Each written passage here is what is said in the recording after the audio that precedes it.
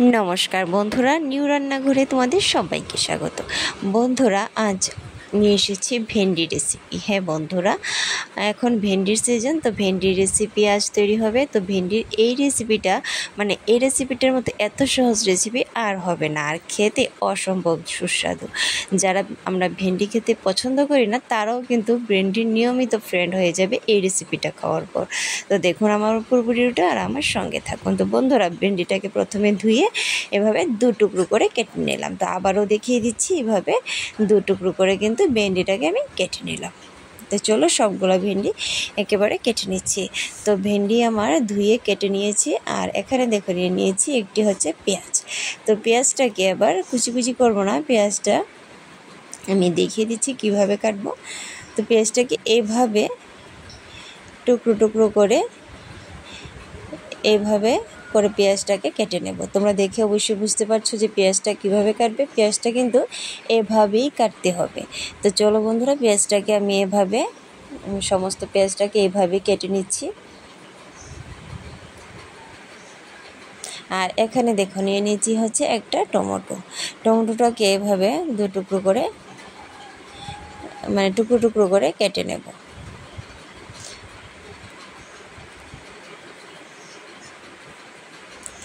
তো চলো একটি মিক্সারে এবার মশলাটা তৈরি করে নেব। এখানে দিয়ে দিলাম একটি টমেটো টুকরো টুকরো করে, এবার দিয়ে দেব কিছুটা আদা, কিছুটা রসুন আর কয়েকটা কাঁচা লঙ্কা।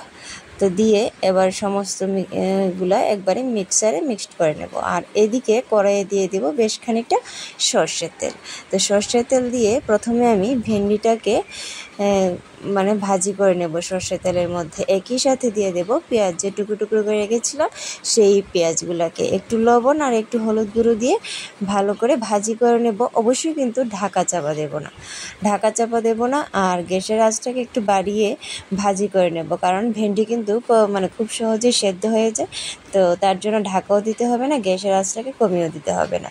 তো দেখো বন্ধুরা, আমি এইভাবেই ভেন্ডিটাকে ভাজি করে নেব, খুব বেশি ভাজি করতে হবে না। তো চলো এবার নামিয়ে নেব।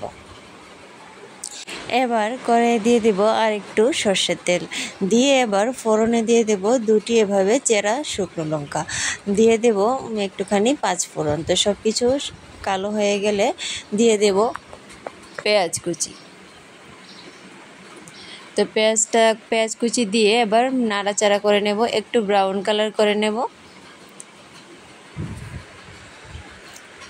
তো পেঁয়াজটা হয়ে আসলে এবার এর মধ্যে দিয়ে দেব টুকরো করে রাখা টমেটো, একটি টমেটো টুকরো করে এর মধ্যে দিয়ে দেব। তো টমেটোটাকে আমি কিছুক্ষণ নাড়াচাড়া করে নেব। তো তার মধ্যে দিয়ে দেব আগে থেকে যে মশলাটা তৈরি করে রেখেছিলাম, সেই মশলাটা দিয়ে খুব ভালো করে নাড়াচাড়া করে নেব।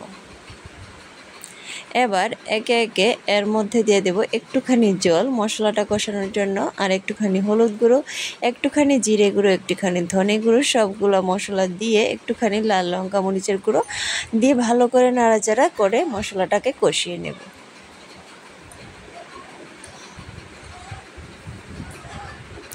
মশলা কষে আসলে তার মধ্যে আগে থেকে ভেজে রাখা ভেন্ডি আর পেঁয়াজগুলো দিয়ে দেব, দিয়ে আবারও মশলার সাথে খুব ভালো করে মিশিয়ে নেব।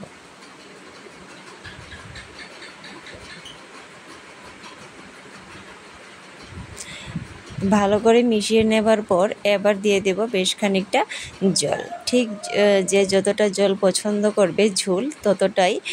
তবে এই রেসিপিটা কিন্তু একটু ঘন গামাখা ঝোল হলে ভালো হয়। তো আমি এর মধ্যে একটু ঝোল রাখবো।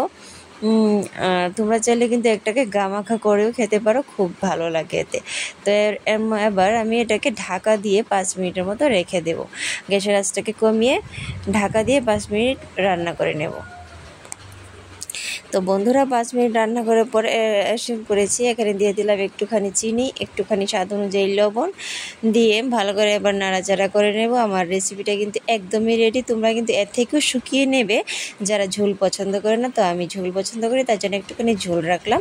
তো আজকে আমার ভেন্ডি রেসিপি তোমাদের কেমন লাগলো অবশ্যই জানাবে। ভালো লাগলে লাইক কমেন্ট শেয়ার করে দেবে, আর চ্যানেলটিকে সাবস্ক্রাইব করে রাখবে। বন্ধুরা, ভেন্ডির এই রেসিপিটা অসম্ভব দুর্দান্ত রেসিপি। নমস্কার।